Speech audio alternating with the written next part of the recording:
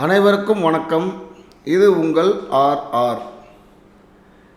இன்றைக்கி நம்ம பார்க்க போகிற subject professional ethics. So professional எத்திக்ஸோடைய இது 6வது வீடியோ. ஏற்கனவே நம்ம சேனலில் 5 வீடியோக்கள் ஏற்கனவே அப்லோட் பண்ணியிருக்கிறாங்க. ஸோ நீங்கள் அதை ஒரு வாட்டி பார்த்துட்டு வந்தீங்கன்னா இந்த வீடியோ உங்களுக்கு புரியும். சரி, ப்ரொஃபஷனல் எத்திக்ஸில் நாம் இன்றைக்கி பார்க்க போகிற topic misconduct and disciplinary proceedings. என்ன சார் இது மிஸ்காண்டக்ட் அண்ட் டிசிப்ளினரி ப்ரொசீடிங்ஸ் அப்படின்னா என்ன அப்படின்றத பார்க்க போகிறோம். ஜென்ரலாக உங்களுக்கு ஏற்கனவே நான் சொல்லியிருக்கோம், நம்ம பார்த்துருக்கோம். Advocacy is a Nobel and honourable profession. சரிங்களா? ஏற்கனவே நம்ம படிச்சிருக்கோம், பார்த்துருக்கோம். மிஸ்காண்டக்ட் அப்படின்னா என்னென்னா இது ப்ரொஃபஷ்னல் மிஸ்காண்டக்ட். சரிங்களா? இம்மோரல் பிஹேவியர் அப்படின்னு சொல்லுவாங்க, ஒழுக்கக்கேடான நடத்தை. இதை பற்றி நம்ம பார்க்க போகிறோம். இது எக்ஸ்க்ளூசிவ்லி எஸ்பெஷலி ஃபார் யாருக்கு? அட்வொகேட்ஸுக்கு. சரிங்களா? சரி, இன்றைக்கி என்னென்ன டாபிக் நம்ம கவர் பண்ண போகிறோம் இந்த வீடியோவில் பார்த்தீங்கன்னா, meaning of misconduct, procedure for disciplinary action, role of State Bar Council, Disciplinary Committee and Bar Council of India. அவங்களோட role of state bar council, role of disciplinary committee and role of BCI bar council of India. அதுக்கப்புறம் இந்த மிஸ்காண்டக்டை பற்றி ரிலேட்டடாக ஒரு leading கேஸ்லாம் ஒன்று பார்ப்போம். Ram பரோசே Agarwal versus her Swarup Maheswari அப்படின்றது ஒரு கேஸு. இது டீட்டெயிலாக பார்ப்போமா?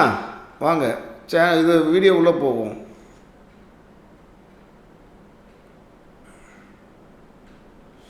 இப்போ மீனிங் ஆஃப் மிஸ்காண்டக்ட் அப்படின்றத பார்ப்போம். மீனிங் ஆஃப் மிஸ்காண்டக்ட்னா என்ன சார் அப்படின்னு கேட்டிங்கன்னா, professional misconduct refers to any conduct by an advocate that violates மீறுதல். எப்போ? ப்ரொஃபஷ்னல் எத்திக்ஸ், தொழில்முறை ஒழுக்கத்தை மீறும்போதோ அல்லது டிக்னிட்டி ஆஃப் லீகல் ப்ரொஃபஷன், டிக்னிட்டினா கண்ணியம், லீகல் ப்ரொஃபஷனோட கண்ணியத்தை மீறினாலோ, duties towards court, client and society, இந்த அவங்களோட டியூட்டி மீறினாலோ அது என்னவா கருதப்படும்? மிஸ்காண்டக்டாக கருதப்படும் அப்படின்னு சொல்கிறாங்க. அப்போ என்ன பண்ணுவாங்க?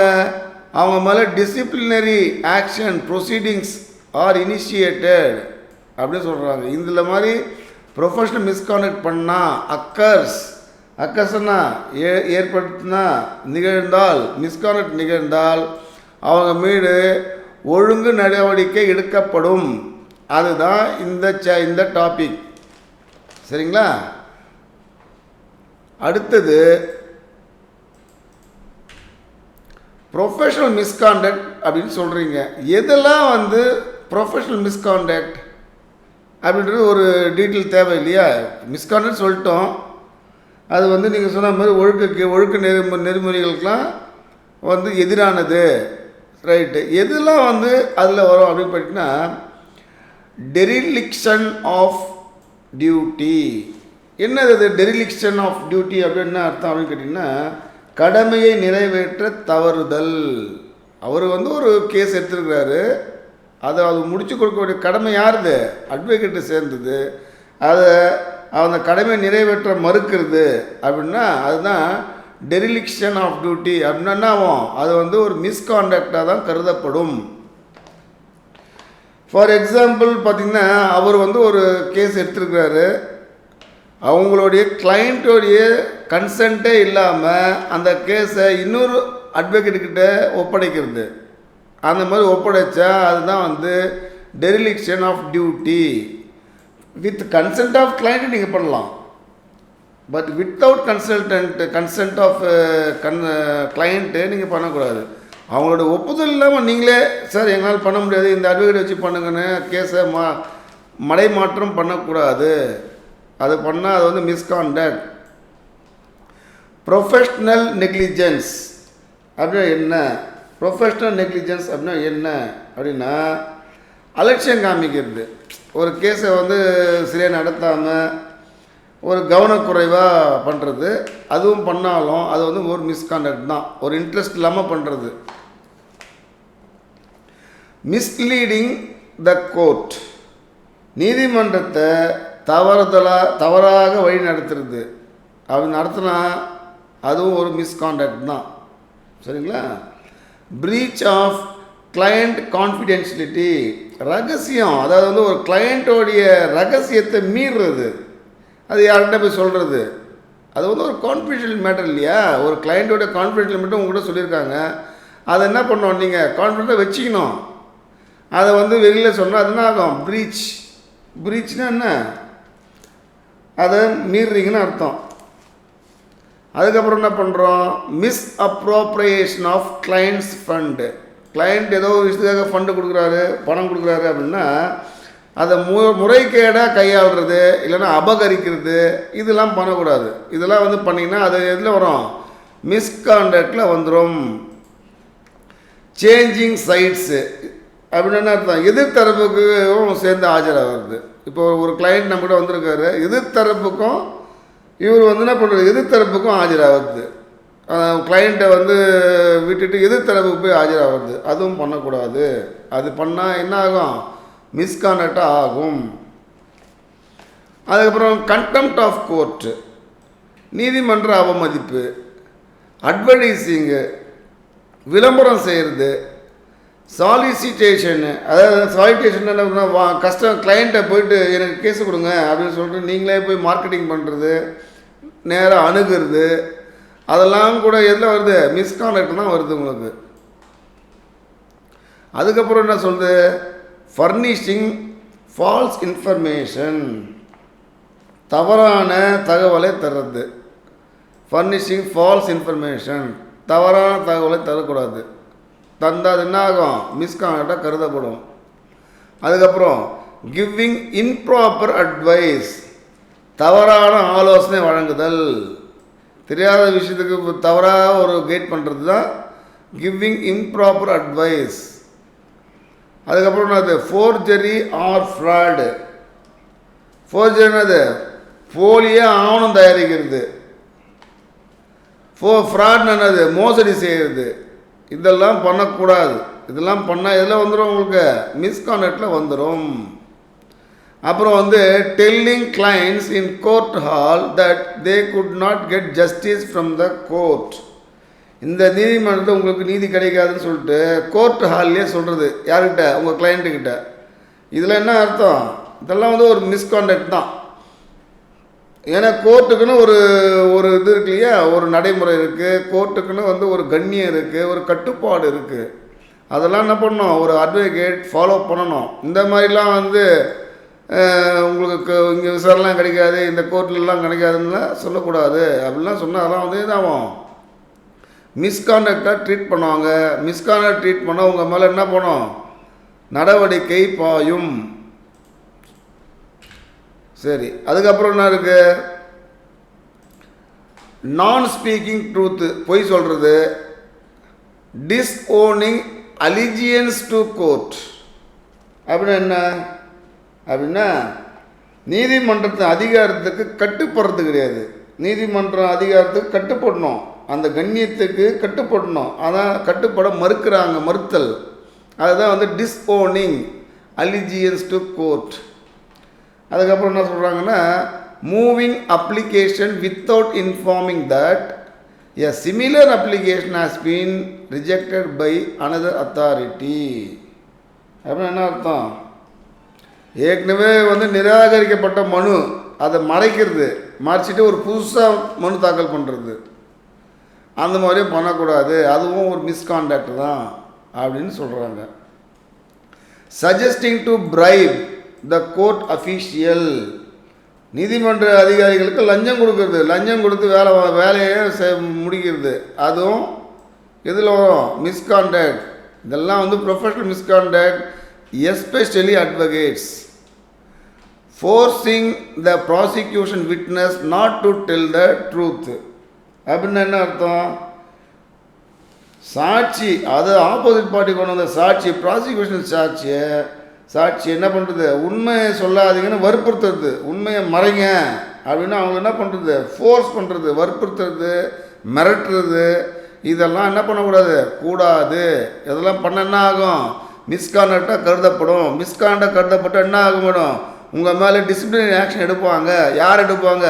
பார் கவுன்சில் ஆஃப் இந்தியா எடுக்கும், இல்லை bar council of state bar council எடுக்கும்.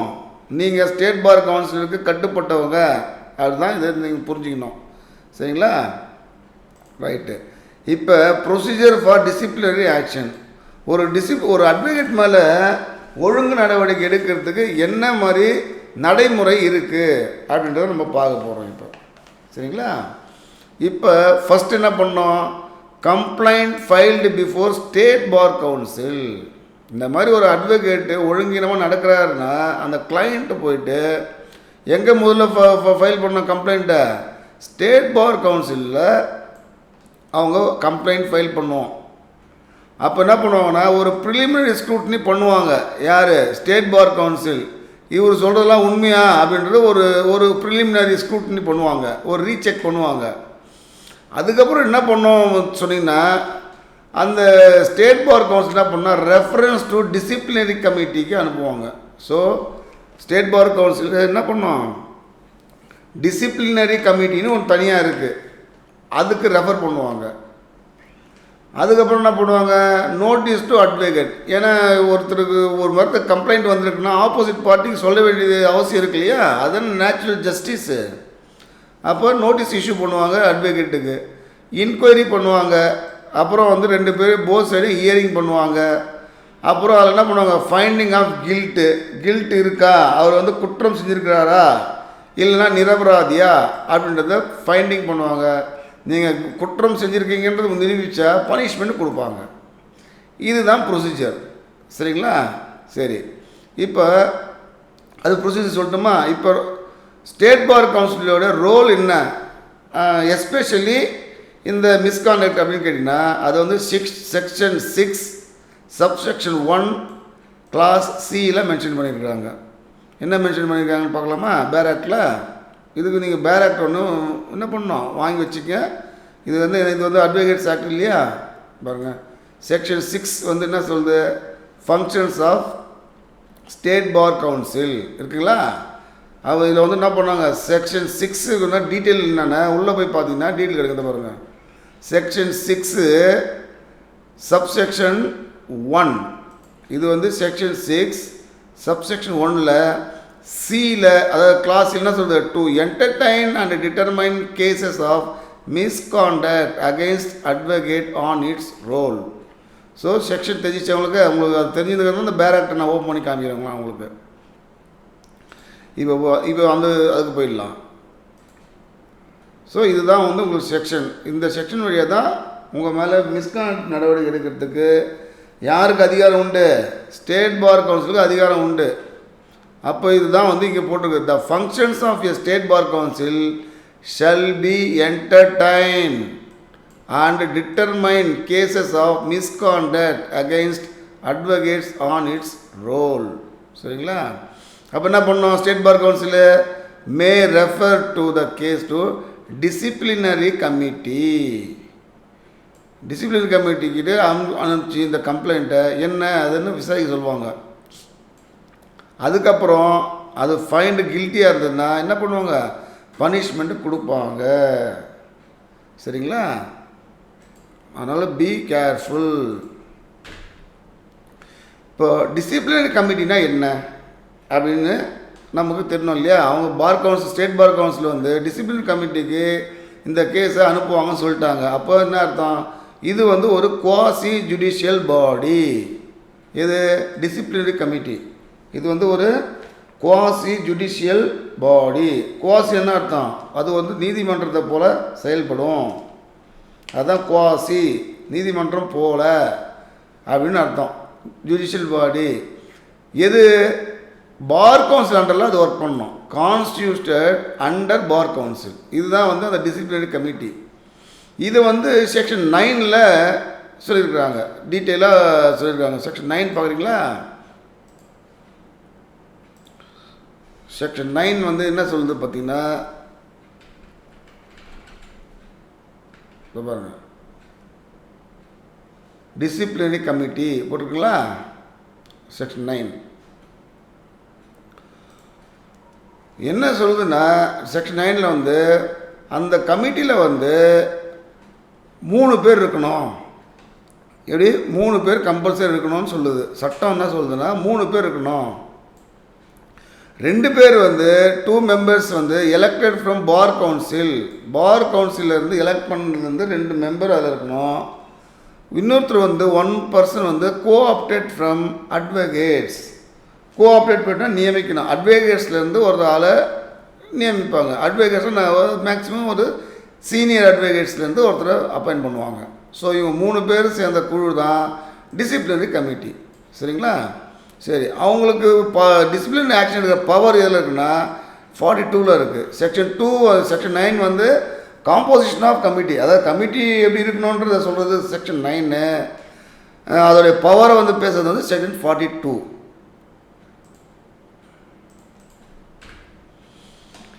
அது இந்த டிசிப்ளினரி கமிட்டியோடைய பவர் என்ன அப்படின்னு கேட்டிங்கன்னா,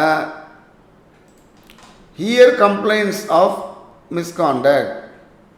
அவங்க அந்த கம்ப்ளைண்ட் வந்திருக்கு இல்லையா, அட்வொகேட்ஸ் மேலே மிஸ்காண்டக்ட், அதை வந்து என்ன பண்ணுவாங்க, விசாரணை நடத்துவாங்க. ரெண்டாவது, அது வந்து எதை ஃபாலோ பண்ணணும், பிரின்சிபல்ஸ் ஆஃப் நேச்சுரல் ஜஸ்டிஸை ஃபாலோ பண்ணணும்.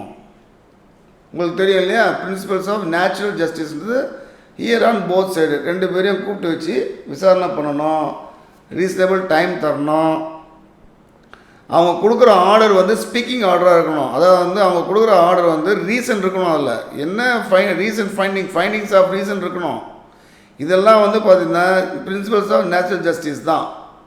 அப்போ என்ன பண்ணோம், சம்மன் கொடுப்பாங்க. யாருக்கு, விட்னஸுக்கு சம்மன் கொடுத்து அவங்கள எக்ஸாமின் பண்ணுவாங்க. On oath. ஓத்னா என்ன அர்த்தம், சத்திய பிரமாணம் எடுக்கிறது, உறுதிமொழி எடுக்கிறது.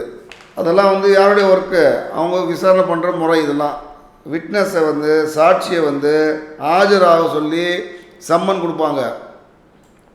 அவங்கள உறுதிமொழி எடுக்க சொல்லுவாங்க, சத்திய பிரமாணம் எடுக்க சொல்லுவாங்க. அதுக்கு கீழே விசாரிப்பாங்க. சரிங்களா? அதுக்கப்புறம் வந்து ஆர்டர் ப்ரொடெக்ஷன் ஆஃப் டாக்குமெண்ட்ஸ், அந்த டாக்குமெண்ட்ஸ் என்னென்ன இருக்கோ அதை கொடுக்க சொல்லி, அதாவது வந்து அந்த சமர்ப்பிக்க சொல்லி ஆர்டர் பாஸ் பண்ணுவாங்க. அதுக்கப்புறம் வந்து ரிசீவ் அஃபிடவிட் எவிடன்ஸு, உறுதிமொழியை சான்றாக ஏற்றுக்குவாங்க. ரைட்லாம், அஃபிடவிட் எவிடன்ஸ்னு அந்த உறுதிமொழியை ஒரு சான்றாக எடுத்துப்பாங்க. அவங்களுக்கு இன்னொரு பவர் என்னன்னா, கால் பப்ளிக் ரெக்கார்ட்ஸ், பொது இது இல்லையா, பொது பதிவுகள், அது நீதிமன்றத்துலேயோ இல்லை இருந்தால் கவர்மெண்ட் ஆஃபீஸ் தான் வர வைக்கிறதா, அவங்களுக்கு அதை வர வைக்கிறதுக்கு உரிமை இருக்குது. சரிங்களா? அதுக்கப்புறம் issue commissions for examination of witness and documents. அவங்க ஒரு என்ன பண்ணலாம், ஆணையம் கூட, அவங்களே ஒரு ஆணையம் கூட வைக்கலாம். இதை வந்து இஷ்யூ, அதாவது வந்து எக்ஸாமினேட் பண்ணுங்கள், அந்த விட்னஸையும் அந்த டாக்குமெண்ட்டையும் வெரிஃபை பண்ணி சொல்லுங்கன்னு அவங்களே ஒரு கமிட்டி ஒரு ஃபார்ம் பண்ணலாம், அந்த இது ஆய்வு செய்கிறதுக்காக. சரிங்களா? அது மட்டும் இல்லாமல் எக்ஸசைஸ் அதர் ப்ரிஸ்கிரைப்டு பவர்ஸ், வேறு என்ன சட்டத்தில் சொல்லியிருக்காங்களோ, அதிகாரப்பூர்வமாக என்ன சட்டத்தில் இருக்கோ அதை அவங்க என்ன பண்ணுவாங்க, அதிகாரத்தை செயல்படுத்துவாங்க. இதுதான் வந்து அந்த டிசிப்ளினரி கமிட்டியோட பவர்ஸ். எதில் இருக்குது செக்ஷனு, செக்ஷன் 42 ஃபட்னா செக்ஷன் 42. சரிங்களா? இப்போ உங்களுக்கு புரிஞ்சிருக்குன்னு நினைக்கிறேன். இப்போ ஸ்டெப் பை ஸ்டெப்பாக போகிறோம். முதல்ல கம்ப்ளைண்ட் வந்தால் ஸ்டேட் பார் கவுன்சிலுக்கு போவாங்க. ஸ்டேட் பார் கவுன்சில் அந்த ப்ரிலிமினரி என்கொயரி பண்ண உடனே அதில் என்ன வந்து ப்ரைமா ஃபேஸ் இருக்குது அப்படின்னா அவங்க என்ன பண்ணுவாங்க, டிசிப்ளினரி கமிட்டிக்கு அனுப்புவாங்க. ஸோ டிசிப்ளினரி கமிட்டி வந்து 3 பேர் இருப்பாங்க. அந்த 3 பேர் சேர்ந்த குழுவாக இருப்பாங்க. அவங்களுக்கு வந்து இந்த செக்ஷன் 42 வந்து பவர் கொடுக்குது, விசாரிக்கிறதுக்கான பவரை கொடுக்குது. இவ்வளோ தான் இதில் நம்ம தெரிஞ்சிக்க வேண்டியது. சரிங்களா? அதுக்கப்புறம் வந்து என்ன மாதிரி பனிஷ்மெண்ட் கொடுப்பாங்க. இப்போ வந்து அவர் கில்ட்டுன்னு குற்றவாளியும் ப்ரூவ் பண்ணுறாங்கன்னு வச்சுங்க, ஓகே இவர் வந்து குற்றவாளி அப்படின்னு நிரூபிச்சிட்டாங்கன்னா என்ன மாதிரி பனிஷ்மெண்ட் கொடுப்பாங்க கேட்டிங்கன்னா, ரிப்ரிமேண்ட் அப்படின்னு சொல்லுவாங்க. ரிப்ரிமேண்ட் அப்படின்னா என்னென்னா, ஒரு வாட்டி எச்சரிக்கை, கடுமையாக எச்சரித்து அவங்கள விடுறது ஒரு வாட்டி. இல்லை அப்படின்னா இடைநீக்கம் பண்ணுறது, சஸ்பென்ஷன் ஆர்டர் பண்ணுறது அவங்கள. அப்போ சஸ்பென்ஷன் ஆர்டர் அவங்கன்னா அந்த இடைநீக்கம் பண்ணாங்கன்னா அந்த சஸ்பென்ஷன் பீரியடில் அவர் வந்து அட்வொகேட்ஸாக கோர்ட்டில் ஆஜராக முடியாது. இல்லைன்னா ரிமூவல் ஃப்ரம் பர்மனண்ட்டு வழக்கறிஞர் பட்டியலேருந்து உங்கள் பேரை நீக்கிடுவாங்க. நீக்கிட்டிங்கன்னா நீங்கள் பர்மனண்ட்டாகவே கோர்ட்டில் ப்ராக்டிஸ் பண்ண முடியாது. சஸ்பென்ஷன்னா இடைக்காலமாக ஒரு ஷார்ட் பீரியடுக்கு அவங்க கொடுத்துருக்க பீரியடில் நீங்கள் ஆஜராக முடியாது. ரிமூவல் ஃப்ரம் ரோல்னால் நீங்கள் டோட்டலாகவே என்ன ஆகுது, ரோல்லேருந்து எடுத்துகிட்டா நீங்கள் அட்வொகேட்ன்ற பாது போயிடும். அப்போ நீங்கள் என்ன ஆகிடுவீங்க, லாயராக மாறிடுவீங்க. லாயர் வந்து கோர்ட்டில் போய் ஆஜராக முடியாது. சரிங்களா? சரி, இப்போ ரோல் ஆஃப் பிசிஐ பார்ப்போம். பிசிஐ என்னது? Bar council of India. இது முதல்ல பார்த்தது ஸ்டேட் பார் கவுன்சில், இது பார் கவுன்சில் ஆஃப் இந்தியா. அவங்களுக்கு மேஜர் 2 பவர் இருக்குது. ரோல் என்னென்னா அப்பலேட் பவர். அப்பலேட் பவர்னா அர்த்தம் மேல்முறையீடு வந்து விசாரிக்கிற பவர் அவங்களுக்கு உண்டு. எங்கேருந்து மேல்முறையீடு? ஸ்டேட் பார் கவுன்சிலோ இல்லை இந்த அப்பலேட் இந்த இது சொன்னாங்க இல்லையா கமிட்டி, அந்த கமிட்டியோ கொடுக்குற ஆர்டரை வந்து இது எதாவது உங்களுக்கு வந்து அதை வந்து அக்ரீவ்டு பாதிக்கப்படுறீங்க, இல்லை அது வந்து உங்களுக்கு சரியில்லைன்னு நினைக்கிறீங்கன்னா நீங்கள் எங்கே வரலாம்? பார் கவுன்சில் ஆஃப் இந்தியாவுக்கு போகலாம் நீங்கள். அதனால் அதை விசாரிக்கிற பவர் யாருக்கு உண்டு? பார் கவுன்சில் ஆஃப் இந்தியாவுக்கு உண்டு. அதனால தான் அவங்களுக்கு வந்து அப்பலேட் பவர்னு சொல்கிறாங்க. மேல்முறையீட்டை விசாரிக்கும் உரிமை, அதிகாரம். மேல்முறையீடு விசாரிக்கும் அதிகாரம். சூப்பர்வைசரி ரோலு, கண்காணிக்கிறது, இல்லைனா வந்து என்ன பண்ணுறது, மேற்பார்வையிடுறது. எதை? ஸ்டேட் பார் கவுன்சிலையும் அந்த கமிட்டியும் இவங்க மேற்பார்வையிடலாம். இதுதான் மேஜர் அவங்க ரோலு. அதில் டிசிப்ளினரி பவரை வந்து செக்ஷன் 36 சொல்லியிருக்காங்க. என்ன சொல்லியிருக்காங்கன்னா, பிசிஐ மே விட்ரான்னா விலக்கலாம். எது? அந்த டிசிப்ளினரி ஆக்ஷனை விட்ரா பண்ணலாம், இல்லைன்னா அதை வந்து மாற்றலாம், வேறு ஒரு இதுக்கு மாற்றி சொல்லலாம் அப்படின்றது அவங்களுக்கு பவராக கொடுத்துருக்குறாங்க. சரிங்களா? இப்போ அதுலேயே வந்து செக்ஷன் 36B இருக்குது. அது வந்து டிஸ்போசல் ஆஃப் டிசிப்ளினரி ப்ரொசீடிங்ஸ். இவங்க ஸ்டேட் பார் கவுன்சில் கொடுத்த டிசிப்ளினரி ப்ரொசீடிங்ஸை டிஸ்போஸ் பண்ணலாம், இவங்களே டிஸ்போஸ் பண்ணலாம். அதை வந்து இவங்க என்ன பண்ணலாம்? அக்செப்டும் பண்ணலாம், அப்பீல் பண்ணலாம், இல்லை ரிஜெக்டும் பண்ணலாம். அவங்களுக்கு டைம் லிமிட் வந்து ஒரு வருஷம் கொடுக்குறாங்க அவங்களுக்கு. அதே மாதிரி இங்கே பாருங்கள் 37 செக்ஷன் 37 என்ன சொல்லுதுன்னா, அதுதான் வந்து appeal to bar council of India. அதாவது வந்து ஸ்டேட் பார் கவுன்சில் கொடுக்குற ஆர்டரு டிசிப்ளினரி ஆக்ஷனை வந்து இந்த செக்ஷன் 37 பிரகாரம் எங்கே கொண்டு போகலாம்? பார் கவுன்சில் ஆஃப் இந்தியாவுக்கு கொண்டு போகலாம். அது செக்ஷன் 37. இது எல்லாமே இந்த செக்ஷன் சொல்கிறதுலாம் எந்த ஆக்டை சேர்ந்தது? தி அட்வொகேட்ஸ் ஆக்ட் 1961. அந்த ஆக்டோடைய 37, இந்த செக்ஷன் 37 இந்த இது கொடுத்துருக்குறாங்க. அதாவது any person aggrieved by state bar council can appeal. அக்ரீவ்டுன்னா பாதிக்கப்பட்டவளோ உரிமை பாதிக்கப்பட்டவளோ நீங்கள் எங்கே போகலாம்? பார் கவுன்சில் ஆஃப் இந்தியாவுக்கு போய் முறையிடலாம். சரிங்க, அங்கேயும் நமக்கு அந்த ஆர்டரும் நமக்கு வந்து பாதிக்கப்படுது, உரிமை பாதிக்கப்படுதுன்னு அந்த நினச்சா ஃபைனல் அப்பீல் எங்கே போகலாம்? அதோட சுப்ரீம் கோர்ட் தான் போகணும் நீங்கள். அதுக்கு தான் செக்ஷன் 38 இருக்குது. So final appeal lies before supreme court. இதுதான் ஃபைனல் அப்பீல் உங்களுக்கு. ஸோ ஃபஸ்ட்டு வந்து state bar council, second appeal வந்து bar council of India, final appeal வந்து சுப்ரீம் கோர்ட். சரிங்களா? உங்களுக்கு இது ரொம்ப ஈஸியாக புரிஞ்சிருக்குன்னு நினைக்கிறேன்.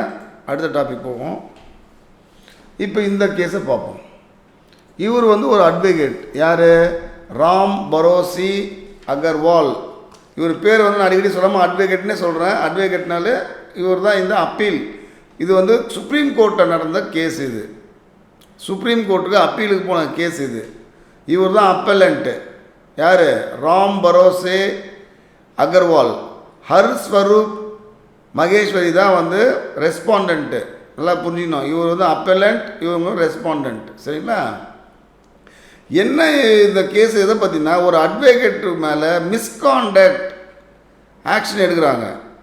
அதுக்கு இந்த அட்வொகேட் என்ன பண்ணார், எதுக்காக இவர் மேலே அந்த மிஸ்காண்டக்ட் ப்ரொசீடிங்ஸ் எடுக்கப்பட்டது, அவர் சுப்ரீம் கோர்ட் வரைக்கும் போயிருக்கிறாரு, சுப்ரீம் கோர்ட்டில் என்ன மாதிரி டிசிஷன் கொடுத்துருக்குறாங்க அப்படின்றத நம்ம பார்க்கலாம். இதுதான் சைட்டேஷன் 1976 நடந்த கேஸ் இது. சரிங்களா? முதல்ல ஃபேக்ட் ஆஃப் த கேஸ் பார்ப்போம். இவர் வந்து ராம் பரோசி அகர்வால் அப்படின்றவர் வந்து ஒரு ப்ராக்டிஸிங் அட்வொகேட். எங்கன்னு கேட்டால் உத்தரப்பிரதேஷில். இந்த கோர்ட்டில் ஏதோ வந்து புலந்த் ஷா அப்படின்ற ஒரு இதில் இவர் வந்து ப்ராக்டிஸ் பண்ணுறாரு. இவர் வந்து இந்த ரெஸ்பாண்டன்ட் இருக்குல்ல, சுப்ரீம் கோர்ட் போயிருக்காங்களே, அவங்க ரெஸ்பாண்ட் ஹர்ஸ்வரூப் மகேஸ்வரி அப்படின்றவர் வந்து அவங்களுடைய பொண்ணு மகளுக்கு ஒரு மேட்ரிமோனியல் டிஸ்பியூட், அவருக்கும் அவங்க கணவனுக்கும் ஒரு மேட்ரிமோனியல், அவங்க மகள் பேர் வந்து முன்னி தேவி, அவங்களுக்கும் அவங்க வீட்டுக்கார் ஜெயின் நரேன், இவங்களுக்குள்ளே ஏதோ டிஸ்பியூட், மேட்ரிமோனியல் டிஸ்பியூட்டு. அதனால் என்ன பண்ணுறாரு, இந்த ஸ்வரூப் மகேஸ்வரி இவர் அப்பாயிண்ட் பண்ணுறாரு, என்கேஜ் பண்ணுறாரு, அட்வொகேட்டை என்கேஜ் பண்ணுறாரு. எதுக்காக அப்படின்னா மெயின்டெனன்ஸ் வாங்கிறதுக்காக. ஸோ சிஆர்பிசி 125 அது வந்து எதை பற்றி பேசுது, மெயின்டெனன்ஸை பற்றி பேசுது இல்லையா. மெயின்டெனன்ஸ் கேஸு ஃபைல் பண்ணுறாரு இந்த அட்வொகேட். அந்த கேஸில் அவர் ஜெயிச்சு கொடுக்குறாரு. So case succeeded, maintenance was granted. So case ஜெயிச்சு கொடுத்துட்றாரு. அதுக்கப்புறம் என்ன ஆகுதுன்னா, எக்ஸிக்யூஷன் ப்ரொசீடிங்ஸ் போகும்போது இந்த ஹர்ஸ்வரூப் மகேஸ்வரி என்ன பண்ணுறாருன்னா வேறு ஒரு அட்வொகேட்டை என்கேஜ் பண்ணுறாரு. இவர் தான் வந்து கேஸை நடத்தினார், கேஸை முடிச்சு கொடுத்தாரு. ஆனால் இவர் என்ன பண்ணுறாரு, எக்ஸிக்யூஷன் ப்ரொசீடிங்ஸ் வரும்போது, அதாவது செயல்படுத்தணும் இல்லையா, execution order, decree and order pass ஆகிடுச்சுன்னா எக்ஸிக்யூஷன் பண்ணணும் இல்லையா. அப்போ என்ன பண்ணுறாரு இவர் கிளைண்ட்டு, இந்த அட்வொகேட்டே வைக்காமல் வேறு ஒரு அட்வொகேட்டை என்கேஜ் பண்ணுறாரு. இந்த லாயர் வாஸ் என்கேஜ்டு. அப்போ என்ன ஆகுதுன்னா, அந்த எக்ஸிக்யூஷன் ப்ரொசீஜர்ஸில் வரும்போது அந்த ஜெயின் நாராயண் இருக்கார்ல, அந்த அவங்களோட மருமகனுடைய ப்ராப்பர்ட்டியை அட்டாச் பண்ணுறாங்க. என்ன நடந்ததுன்னா, அந்த ப்ராப்பர்ட்டி அட்டாச் பண்ணாங்க இல்லையா, அந்த ப்ராப்பர்ட்டி வந்து அவங்க அப்பாவுடைய ப்ராப்பர்ட்டி, அவருடைய ப்ராப்பர்ட்டி இல்லை. சரிங்களா? அதனால் என்ன பண்ணுறாருன்னா, அவங்க அப்பா வந்து அப்ஜெக்ஷன் பண்ணுறாரு, இது என் பையனுக்கு வந்து மேட்ரிமோனியல் டிஸ்பியூட்டில் எப்படி என்னுடைய ப்ராப்பர்ட்டி அட்டாச் பண்ண முடியும் அப்படின்னு அவர் வந்து ஒரு கேஸை தொடுக்கிறாரு. அப்போ என்ன நடந்ததுன்னா, அந்த கேஸ் அவர் தொடுத்தார் இல்லையா, அது வந்து இந்த அட்வொகேட், அதாவது வந்து இந்த 125 கேஸை முடிச்சு கொடுத்தாரு பாருங்க அட்வொகேட்டை, அவர் அப்பாயின்ட் பண்ணுறாரு. அப்போ இந்த கேஸை பொறுத்த வரைக்கும் இவங்க ஆப்போனன்ட் பார்ட்டி இல்லையா, இவர் என்ன பண்ணுறாருன்னா அவங்க அப்பாவுக்காக இவர் ஆஜராகிறாரு. அப்போ கிளைண்ட் என்ன சொல்லுது, இது வந்து ஒரு மிஸ்காண்டக்ட்னு சொல்லுது. அது மட்டும் இல்லாமல் இன்னொரு ப்ராப்ளமும் இருக்குது. என்னென்னா, இன்னொரு அனதர் டிஸ்பியூட் என்னென்னா, அந்த ராஜ் நரேன் சொல்கிறாங்க இல்லையா, ஜெயின் நரேன், அதாவது மருமகன், அவர் மேலே வந்து இவர் வந்து ஒரு டிஃபமேஷன் கேஸ் ஒன்று ஃபைல் பண்ணுறாரு. யார், இந்த ரெஸ்பாண்டண்ட்டு அந்த ஹர்ஸ்வரூப் மகேஸ்வரி பண்ணுறாரு. அந்த கேஸுக்கும் இவரே வந்து ஆஜராகிறாரு. எந்த அட்வொகேட்டு, இவரே ராம் பரோஸ் அகர்வாலே ஆஜராகிறாரு. ராம் பரோஸ் அகர்வால் அட்வொகேட்டு இவங்களுக்கு ஆப்போனன்ட் பார்ட்டி. இப்போ என்ன ஆச்சு, முதல்ல ப்ராப்பர்ட்டி டிஸ்பியூட்டுக்கும் இவர் ஆஜராகிறாரு, டிஃபமேஷன் கேஸுக்கும் இவரே ஆஜராகிறாரு. ஏன்னா இவர் அந்த எக்ஸிக்யூஷன் ப்ரொசீடிங்ஸ் பண்ணும்போது அவர் வேறு ஒரு அட்வொகேட் அப்பாயிண்ட் பண்ணதுனால வந்து அப்படின்னு நான் நினைக்கிறேன். சரிங்களா? இன்னொரு அலிகேஷன் அவர் மேலே என்ன சொல்கிறான்னு கேட்டிங்கன்னா, இவங்க என்ன பண்ணுறாங்க, ஹைகோர்ட்டுக்கு அப்பீலுக்கு போயிருக்காங்க அந்த கேஸுக்கு. யார், இந்த மகேஸ்வரி, அந்த ஹர்ஸ்வரூப் மகேஸ்வரி ஒரு இன்னொரு அட்வொகேட்டை வச்சு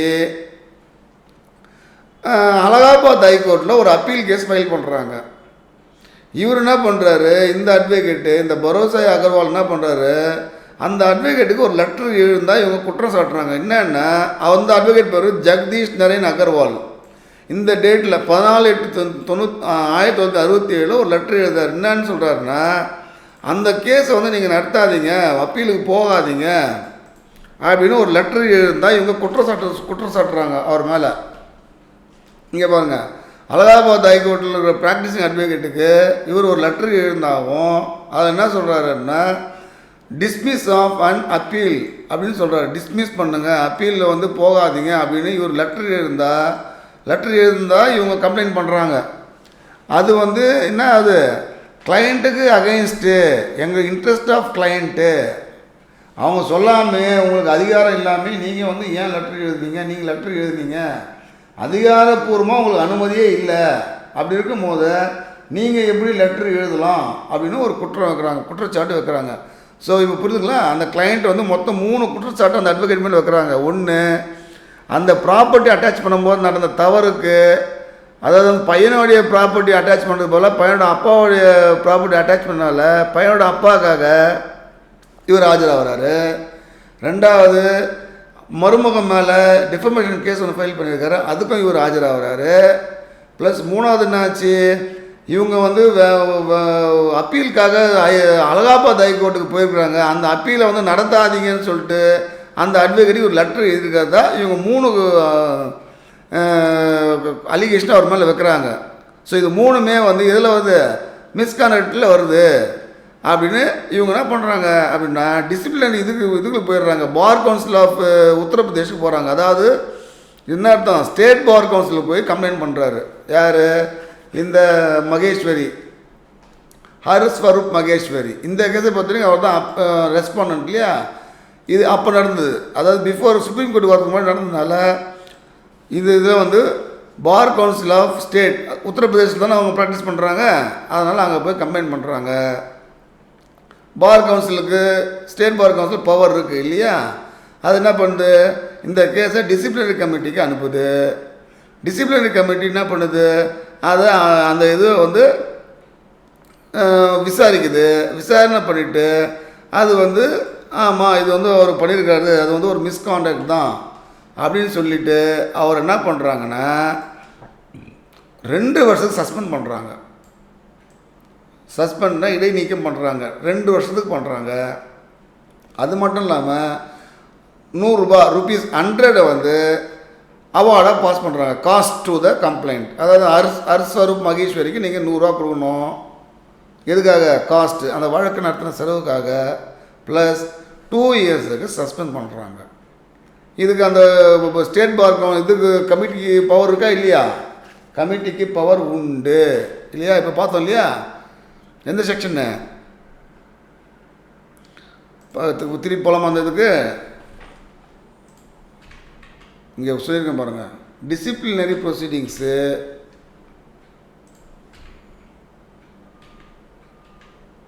செக்ஷன் 42 சொல்லியிருக்கா. செக்ஷன் 42 பிரகாரம் டிசிப்ளினரி கமிட்டிக்கு அந்த ஆக்ஷன் எடுக்கிற உரிமை உண்டு, அதிகாரம் உண்டு இல்லையா. சரி, இப்போ அவர் அட்வொகேட் சும்மா இருப்பாரா, என்ன பண்ணுறாரு, அவர் அப்பீலுக்கு போகிறாரு. எங்கே போனோம், அப்பீலுக்கு அடுத்தது டிசிப்ளினரி கமிட்டியோடைய ஆர்டர் வந்து உங்களுக்கு வந்து அக்ரீவ்டாக இருந்ததுன்னா நீங்கள் எங்கே போகணும், அடுத்தது பார் கவுன்சில் ஆஃப் இந்தியாவுக்கு போகணும் இல்லையா. அதுதான் செக்ஷன் 37 சொல்லுது. இப்போ என்ன பண்ணுறாங்க, பார் கவுன்சில் ஆஃப் இந்தியாவுக்கு போகிறாங்க. அங்கே என்ன சொல்கிறாங்க, பார் கவுன்சில் இருந்தால் அது அந்த ஃபைண்டிங்ஸை பார்த்துட்டு ஆமாம் நடந்திருக்குது உண்மை தான். ஆனால் அந்த ஃபஸ்ட்டு 2 பற்றி அவங்க கவலைப்படல. ஆனால் அந்த தேர்டு தான் ரொம்ப இம்பார்ட்டண்ட்டாக கையில் எடுக்கிறாங்க. அதாவது அவர் லெட்டர் எழுதினார் பார்த்தீங்களா, வித்தவுட் கிளையண்ட்டோடைய கன்சென்ட் இல்லாமல், அவருக்கு அதிகாரம் இல்லாமல் இந்த கேஸை நீங்கள் ஆஜராகாதீங்கன்னு இன்னொரு அட்வொகேட்டுக்கு அவர் லெட்டர் இருந்தால் குற்றம் சாட்டுறாங்க பார்த்தீங்களா, அதை வந்து மெயினாக எடுக்கிறாங்க. அதுதான் வந்து மிஸ்கான்டாக மெயினாகவே பார்க்குறாங்க. அவங்க பார்த்துட்டு இவங்க என்ன பண்ணுறாங்க, பார் கவுன்சில் ஆஃப் இந்தியா வந்து கொஞ்சம் லைட்டாக அதை மாடிஃபை பண்ணுது. என்ன பண்ணுச்சுன்னு கேட்டிங்கன்னா,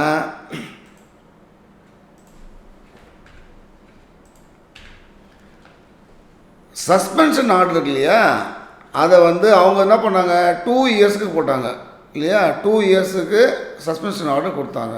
இவங்க என்ன பண்ணாங்கன்னா அதை 3 மந்த்ஸுக்கு மாற்றுறாங்க. சரிங்களா, டிசிப்ளினரி கமிட்டி 2 இயர்ஸுக்கு போட்டதை இவங்க வந்து 3 மந்த்ஸுக்கு மாற்றுறாங்க. அது மட்டும் இல்லாமல் காஸ்ட் வந்து 1000 rupees ஆகிட்டாங்க. அவங்க 100 rupees போட்டிருந்தாங்க இல்லையா, இவருக்கு வந்து 1000 rupees மாற்றி ஆர்டர் பாஸ் பண்ணிட்டாங்க. இப்போவும் அந்த அட்வொகேட்டுக்கு என்ன பண்ணியிருக்காரு, ஒத்துக்கல, சஸ்பென்ஷன் பண்ணியிருக்காங்களே சார். எப்படி அவர் தொழில் நிறுத்த முடியாது? 3 months சஸ்பென்ஷன் பண்ணால் 3 months அவரோட கேஸில் என்ன ஆகுறது? அப்போ அதுக்கு அடுத்து அப்பீல் எங்கே போனோம்? இதுக்கு தானே போனோம், சுப்ரீம் கோர்ட் தானே போனோம். அதுதான் இங்கே சுப்ரீம் கோர்ட் வந்திருக்கிறாங்க.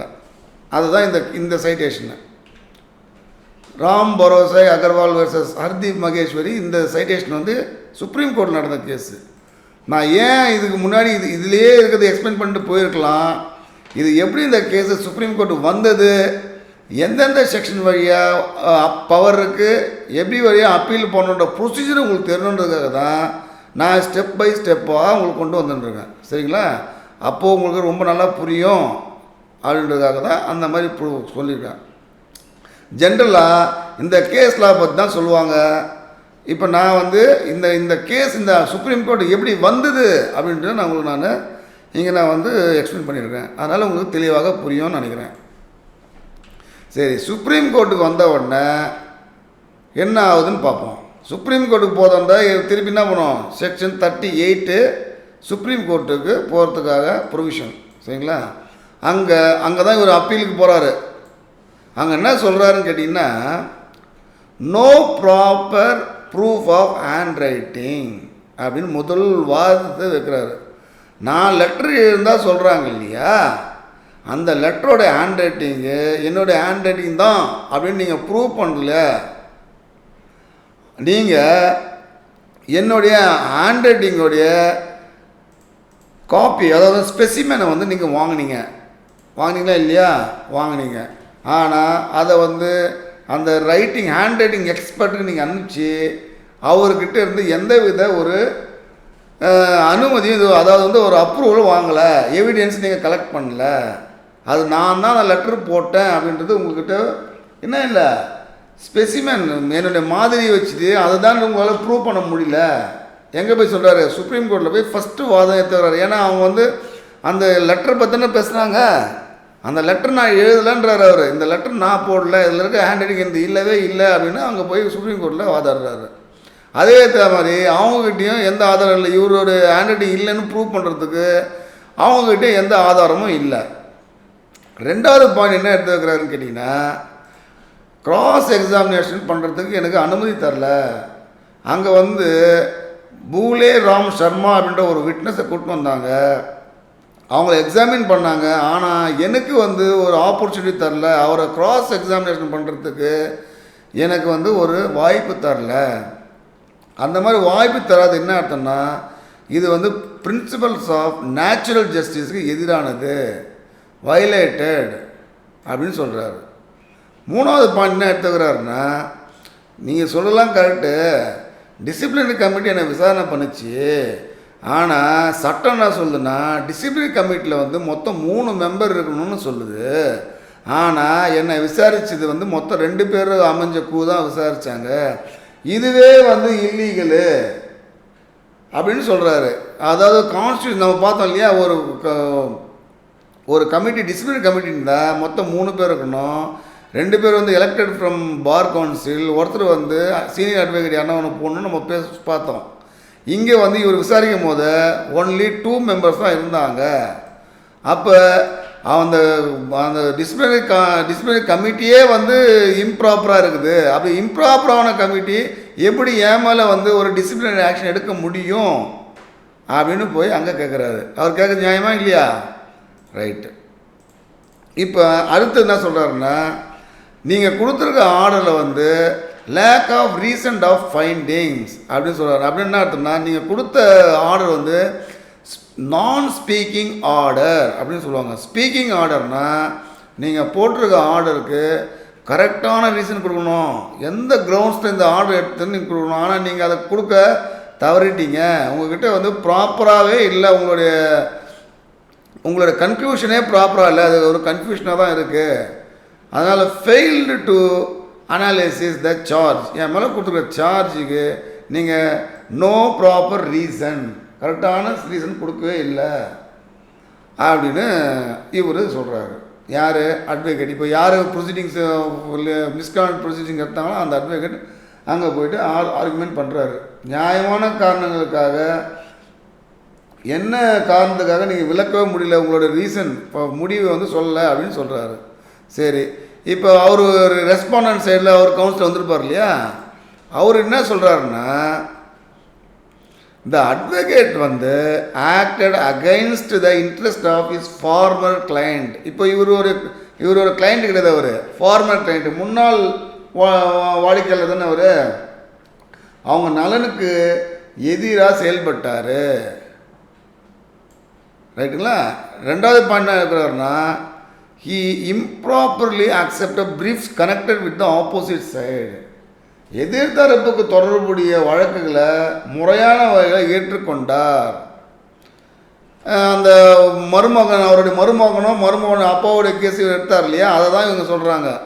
நீங்கள் வந்து ஆப்போசிட் பார்ட்டியோடைய கேஸை நீங்கள் தவறு இம்ப்ராப்பராக எடுத்துருக்கீங்க, விதிமுறைகளை ஒரு முறையில்லாத வகையில் நீங்கள் எடுத்துருக்குறீங்க.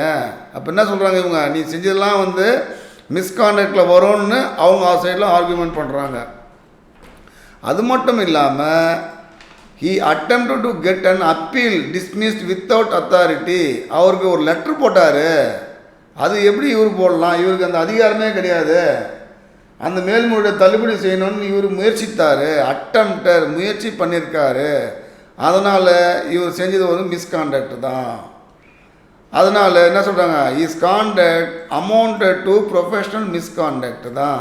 அட்வொகேட்ஸ் ஆக்ட் பிரகாரம் இவர் செஞ்சுருக்க இந்த நடவடிக்கை எல்லாமே மிஸ்கான்டக்ட் தான் அப்படின்னு அவங்க வலியுறுத்துகிறாங்க. அவங்க எல்லாமே மெயினாக வந்து ரிலே பண்ணுறது இல்லை, அந்த லெட்டர் தான். இவர் லெட்டர் போட்டிருக்காரு, இவருக்கு அந்த அதிகாரமே கிடையாது. அந்த அட்வொகேட்டுக்கு இவர் எப்படி லெட்டர் போடலாம்? இதுதான் வந்து அவங்களுடைய கண்டென்ஷன். It was. அதுக்கப்புறம் என்ன பண்ணுறாங்கன்னா, அவர் வந்து ஒரு வாதம் வச்சார் இல்லையா, அந்த டிசிப்ளினரி கமிட்டியில் 3 மெம்பர் இருக்கணும், 2 தான் இருந்தாங்கன்னு ஒரு வச்சார் இல்லையா, ஒரு வாதத்தை வச்சார் இல்லையா. அதுக்கு இவங்க என்ன பண்ணுறாங்கன்னா, செக்ஷன் 13 வந்து இருக்குது. 13 சொன்ன ஒரு வாட்டி பேராக்டில் காமிக்கிறேன் பாருங்கள். அது வந்து ப்ரொடெக்ஷன் கொடுக்குது அப்படின்னு சொல்கிறார். செக்ஷன் 13 வந்து இங்கே பாருங்கள், வேக்கன்சிஸ், இதுதான் முக்கியம் நம்ம பார்க்க வேண்டியிருக்கு. Vacancies in bar council or committees not to invalidate action டேக்கன்னு சொல்லுது. அந்த மாதிரி பார் கவுன்சில் மெம்பர்ஸ் கம்மியாக இருந்தாலோ இந்த இது ஆக்ஷன் எடுக்கலாம் அப்படின்னு சொல்லுது. இது வேக்கன்சி இருக்குது இருந்தாலோ பார் கவுன்சிலில் இல்லை கமிட்டியில் இருந்தாலோ நாட் டு இன்வாலிடேட் அப்படின்னு சொல்லுது. அந்த கேஸை அந்த கேஸுக்கு அவங்க ஆர்டர் பாஸ் பண்ணலான்னு இந்த செக்ஷன் சொல்லுது அப்படின்னு அவர் இது எடுக்கிறாரு. இந்த செக்ஷன் 13 எடுக்கிறாரு. அதனால் வந்து அது ப்ரொடெக்ஷன் கிடைக்குது எனக்கு.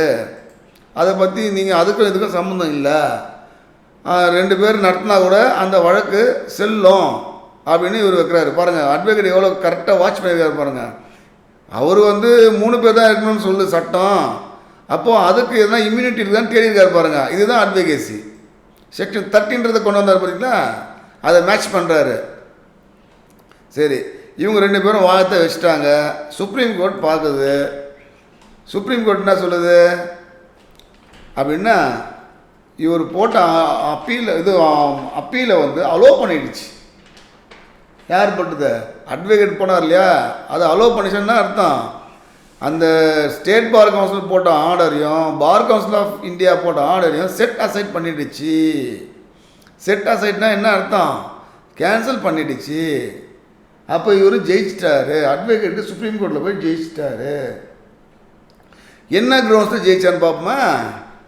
த court held serious procedure irregularities அப்படின்னு சொல்கிறாரு. அப்போ என்ன அர்த்தம்? அந்த 3 பேர் கொண்ட குழு இருந்திருக்கணும், 2 பேர் தான் கொடுத்துருக்குறாங்க, 2 பேர் தான் நடத்திருக்காங்கன்றது ப்ரொசீஜரல் இர்ரெகுலாரிட்டிஸ்ன்னு சொல்கிறாங்க. ப்ரொசீஜரல்ஸ்னால் நடைமுறையில் குறைபாடு உள்ளது. அது மட்டும் இல்லாமல் டினியல் ஆஃப் கிராஸ் எக்ஸாமினேஷன், அவரை கிராஸ் எக்ஸாமினேஷன் பண்ணுறது வந்து ப்ரிஜுடைஸ்ட், நீதி பாதிக்கப்பட்டுள்ளது. இந்த கிரவுண்ட்ஸில் தான் அவங்க அந்த கொடுக்குறாங்க. அதுக்கப்புறம் என்ன சொல்கிறாங்கன்னா, advocates defence disciplinary committee failed to give proper reason. அவங்க போட்ட ஆர்டரில் வந்து ப்ராப்பர் ரீசன் கொடுக்கல, நான் ஸ்பீக்கிங் ஆர்டராக இருக்குது, அது ஸ்பீக்கிங் ஆர்டராக இல்லை. அதனால் 2 members when led recruited 3 members. அதுதான் ஆக மொத்தம் என்ன சொல்லுதுன்னா, ப்ரொசீஜர் டிஃபெக்ட் வழியாக தான் அந்த கேஸை வந்து அவங்க முடிச்சு வைக்கிறாங்களே தவிர, இவர் வந்து பண்ணது வந்து மிஸ்கான்டக்ட் இல்லைன்றது அங்கே கிடையாது. கரெக்டுங்களா? இவர் வழக்கில் ஜெயிச்சிட்டாரு. ஆனால் எந்த அடிப்படையில் ஜெயிச்சார்னா ப்ரொசீஜர் டிஃபெக்டில் தான் அவர் ஜெயிச்சிருக்காரு. சரிங்களா? நம்ம அதை தான் நம்ம வந்து ஆஸ் எ ஸ்டூடெண்ட் நம்ம அதை தான் பார்க்கணும். இந்த order of bar council of Uttar Pradesh, appeal order of bar council இந்தியாவை என்ன பண்ணிட்டாங்க, செட் பண்ணிட்டாங்க, கேன்சல் பண்ணிட்டாங்க. அவர் வந்து நிரபராதியம் விட்டுட்டாங்க. ஆனால் என்ன நம்மளை பொறுத்த வரைக்கும் இதில் என்ன பண்ணணும்னா, இந்த கேஸில் அவர் ஜெயிச்சிட்டாரு, ஆனால் மிஸ்கான்டக்ட் இல்லைன்னு கோர்ட்டு சொல்லலாங்க. அதை நம்ம பார்க்கணும். இங்கே இவர் செஞ்சது எதுவுமே மிஸ்கான்டக்ட் இல்லை, கரெக்டுன்னு கோர்ட்டு சொல்லலை. அப்போ இன்டைரக்ட்லி அவர் செஞ்சது மிஸ்கான்டக்ட் தான். ஆனால் ப்ரொசீஜர் டிஃபெக்டில் தான் அவர் என்ன பண்ணார், எஸ்கேப் ஆகிட்டார். சரி, இப்போ இதில் நம்ம என்ன தெரிஞ்சுக்கணும் அப்படின்னா, பிரின்சிபல்ஸ் ஆஃப் நேச்சுரல் ஜஸ்டிஸ் வந்து மஸ்ட் பி ஸ்ட்ரிக்ட்லி ஃபாலோடு. எப்போ இந்த டிசிப்ளினரி ஆக்ஷன்லாம் எடுக்கும்போது நேச்சுரல் ஜஸ்டிஸை கம்பல்சரி ஃபாலோ பண்ணணும். ஒன்று. ரெண்டாவது, ஆப்பர்ச்சுனிட்டி ஆஃப் கிராஸ் எக்ஸாமினேஷன் வந்து ரொம்ப ரொம்ப இம்பார்ட்டன்ட். அதை அவருக்கு டினை பண்ணிட்டாங்க இல்லையா, அதுவும் முக்கியம். அதே மாதிரி disciplinary committee must be properly constituted. Advocates act என்ன சொல்லுது, 3 பேர் இருக்கணும், 3 பேர் இருக்கணுங்க, அதையும் பார்க்கணும். Findings of professional misconduct must be support proper evidence reasoned conclusions. So அவங்க பாஸ் பண்ணுற ஆர்டர் எப்படி இருக்கணும், ஸ்பீக்கிங் ஆர்டராக இருக்கணும், ப்ராப்பரான ரீசன் கொடுத்துருக்கணும். இதெல்லாம் இருந்தால் தான் ஒருத்தர் மேலே நீங்கள் டிசிப்ளினரி ஆக்ஷன் எடுக்க முடியும். ப்ரொசீஜரல் டிஃபெக்ட் இருக்கும் போது ஒருத்தர் மேலே நீங்கள் எப்படி டிசிப்ளினரி ஆக்ஷன் எடுக்க முடியும் அப்படின்னு சொல்லி இந்த வழக்கை சுப்ரீம் கோர்ட் முடிச்சு வைக்கிறாங்க. புரியுதுங்களா? இது வந்து ரொம்ப புரிஞ்சுருக்குன்னு நினைக்கிறேன். ஆஸ் எ அட்வொகேட் இது நம்ம ரொம்ப புரிஞ்சிக்க வேண்டிய விஷயம். ஏன்னா இந்த மாதிரி மிஸ்கான்டக்ட் கேஸ் நம்ம மேலே ஃபைல் பண்ணாங்கன்னா எப்படி நம்ம இது பண்ணணும், அதான் நம்ம மிஸ்கான்டக்ட்லேருந்து மேக்ஸிமம் பண்ணக்கூடாது. இதுதான் வந்து இந்த ப்ரொஃபஷனல் எத்திக்ஸ் நம்ம தெரிஞ்சிக்க வேண்டியது. ஆனால் தான் ஒரு சப்ஜெக்டாக வச்சுருக்குறாங்க. ஓகேங்களா? ஓகே, நம்ம இன்றைக்கி என்னென்ன பார்த்தோன்ற ஒரு வாட்டி ரீகால் பண்ணிக்கலாம். நம்ம மிஸ்கான்டக்ட்னா என்ன அப்படின்றத பார்த்தோம். டிசிப்ளினரி ஆக்ஷன் எடுக்கிறதுக்கு என்ன ப்ரொசீஜரை ஃபாலோ பண்ணணுன்றதை பார்த்தோம். அந்த மாதிரி மிஸ்கான்டக்ட் கம்ப்ளைண்ட் வந்தால் ஸ்டேட் பார் கவுன்சிலோடைய ரோல் என்ன, டிசிப்ளினரி கமிட்டியோட ரோல் என்ன, பார் கவுன்சில் ஆஃப் இந்தியாவோட ரோல் என்னன்றதை பார்த்தோம். இந்த ராம் பரோசி அகர்வால் இவர் வந்து ஒரு அட்வொகேட், அந்த கேஸை நம்ம பார்த்தோம். சரிங்களா? ஃபைனல் அப்பீல் டு எங்கே லைஸ் ஆன் சுப்ரீம் கோர்ட்னு பார்த்துட்டோம். சரிங்களா? ஸோ இந்த டாபிக் வந்து உங்களுக்கு மிக மிக எளிமையாக புரிஞ்சிருக்கும்னு நான் நினைக்கிறேன். இந்த டாப்பிக்லேருந்து இந்த மாதிரி கொஸ்டின்ஸ் உங்களுக்கு கேட்பாங்க. யூனிவர்சிட்டியில் எப்படி கேட்குறாங்கன்னா, how are misconduct case determined. நம்ம ஒரு லிஸ்ட்டு கொடுத்துருக்கோம் இல்லையா, இதெல்லாம் மிஸ்கான்டக்டாக கருதப்படுன்ற அந்த லிஸ்ட்டு எழுதணும். ஸ்டேட் பார் கவுன்சிலோட டிசிப்ளினரி ப்ரொசீடிங்ஸ் என்னன்றது கேட்குறாங்க. Role of state bar council in disciplinary proceedings, role of BCI in disciplinary matters. இப்படி வரும்போது எதை கேட்குறது, இந்த 3 கொஸ்டின் எப்படி கேட்டாலும் இப்போ நம்ம எக்ஸ்பிளைன் பண்ணோம் பார்த்தீங்களா, இந்த நோட்ஸ் கூட எடுத்துக்கங்க, வீடியோவை பாஸ் பண்ணி நோட்ஸ் எடுத்துங்க. அதை வந்து நாங்கள் தமிழ்லேயே நான் சொல்லிவிட்டேன், அது உங்களுக்கு புரிஞ்சிருக்கும். இப்போ நீங்கள் உங்களுக்கு புரிஞ்ச லாங்குவேஜை இதை படுத்தி எடுத்துங்க. இது கொஞ்சம் இது பார்க்கறதுக்கு லென்த்தியாக இருக்கிற மாதிரி இருக்கும், ஆனால் இது ஷார்ட்டாக தான் இருக்கும். நீங்கள் இதை எடுத்து இந்த நோட்ஸ் எடுத்துக்கங்க, எடுத்து பாருங்கள். சரிங்களா? இந்த வீடியோ இதோட முடிச்சுக்கலாம். வேறு ஒரு டாபிக் எடுத்து நம்ம டிஸ்கஸ் பண்ணலாம். ஓகேங்களா? நன்றி, வணக்கம்.